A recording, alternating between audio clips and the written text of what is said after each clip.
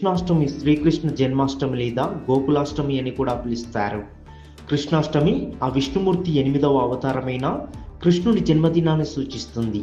హిందూ పంచాంగం ప్రకారం ప్రతి సంవత్సరం శ్రావణ మాసంలో కృష్ణపక్షంలో వచ్చే అష్టమి తిథి నాడు శ్రీకృష్ణ జన్మాష్టమి వేడుకలు జరుపుకుంటారని అర్చకులు అంటున్నారు. కృష్ణుడి జీవితం, బోధనలు మరియు భగవంతుడితో అనుబంధం ప్రాముఖ్యతను ఈ పండుగ గుర్తు చేస్తుంది. వసుదేవ సుతం దేవం కంసచారూరమర్ధనం దేవకీ పరమానందం కృష్ణం వందే జగద్గురు.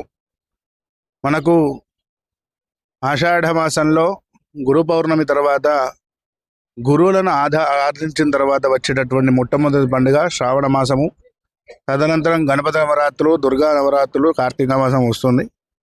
అయితే విశ్వానికి గురువు ఎవరు అంటే వ్యాస భగవానుడు. తర్వాత ఎవరయ్యా అంటే కృష్ణం వందే జగద్గురు, కృష్ణ వారే మనకు జగద్గురుగా చెప్పడం జరుగుతుంది. ఆయనను ఎందుకు జగద్గురువుగా అంటున్నారు అంటే మనుష్య రూపంలో అవతరించినటువంటి 2 అవతారాలు, ఒకటి రామావతారం, ఇంకోటి కృష్ణావతారం. కృష్ణావతారంలో ఆయన బాల్య దశ నుంచి కూడా ఒక దైవత్వాన్ని చూపిస్తూ అందరినీ కలుపుకపోతూ దాంతోపాటు ప్రతి ఒక్క దాంట్లో ఎలా నడుచుకోవాలో గురువుగా ముందున నడిపించాడు కాబట్టి ఆయన గురువుగా మనం స్వీకరిస్తాం.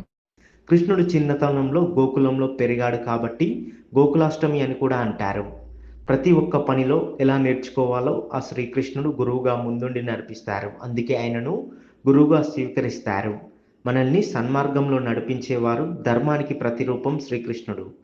కృష్ణనామం చేస్తే అక్కడ జయం వరిస్తుంది.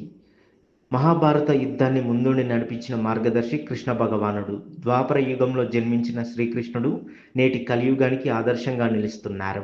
కృష్ణాష్టమి వచ్చిందంటే చాలు దేశవ్యాప్తంగా సందడి నెలకొంటుంది. ఈ పవిత్రమైన కృష్ణాష్టమి రోజున చిన్నారులను చిన్ని కృష్ణుడి రూపంలో అలంకరించి పూజిస్తారు.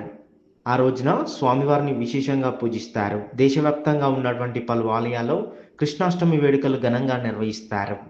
అలాగే మనం చూసుకున్నట్టుగా అయితే శ్రావణ మాసం ఎక్కువగా శివుణ్ణి కొలవాలి అనుకొని అందరూ కూడా ప్రచారం చేస్తుంటారు.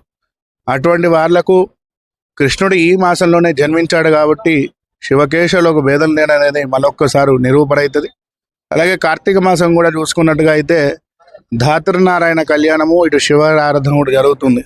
ప్రతి ఒక్క మాసంలో శివునికా విష్ణువుకా అని కాకుండా ఈ ఆరాధన అనేది చేయడం అనేది మనకు పూర్వం నుంచి వస్తున్నటువంటి ఆచారాన్ని ప్రచారం చేయడానికే ఇటువంటి ఒక ఉత్సవాలు.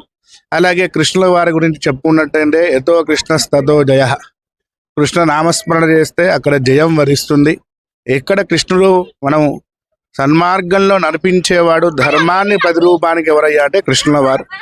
భాగవతం కానివ్వండి, భగవద్గీత కానివ్వండి, ప్రతి ఒక్క గ్రంథం దానికే చెప్తున్నా. ఎందుకంటే ప్రతి ఒక్క ఆత్మ విమర్శనకు ఆత్మ సాక్షిగా ఏదైనా మనం ప్రమాణం చేస్తే అది భగవద్గీత మీదనే చేస్తాం. ఎందుకంటే కృష్ణవారు చెప్పిన ప్రతి ఒక్కరు కూడా ధర్మము